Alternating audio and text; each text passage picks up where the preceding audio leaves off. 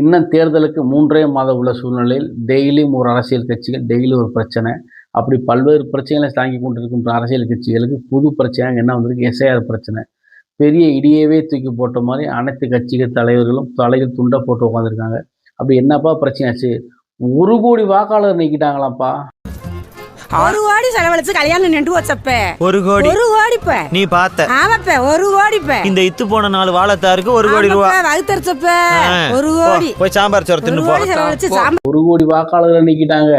அதிலும் பார்த்தா இறந்த வாக்காளர்கள் 26 லட்சம் பேராம். 26 லட்சம் வாக்காளர்கள் என்ன 20 வருஷமா நிக்காம இருந்தீங்க, என்னப்பா பண்ணிக்கிறீங்க தேர்தல் ஆணையமே அப்படின்னு மக்கள் கேட்குறாங்க. நான் கேட்கல. இரட்டை வாக்காளர்கள் அப்படின்னு சொல்லி 4 லட்சம் பேர் நீக்கிருக்கீங்க. மொத்தம் 30 லட்சம் பேரை நீக்கின சரி.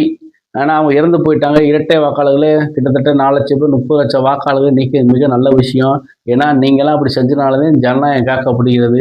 2026 நல்ல ஒரு சட்டமன்ற உறுப்பினர் தேர்ந்தெடுக்கப்படும், நல்ல முதலமைச்சர் உருவாக்கப்படும், தமிழ்நாட்டை ஒரு நல்ல ஆட்சி உருவாக்கப்படும் என்று நம்புகிறோம் அப்படின்னு மக்கள் சொல்றாங்க.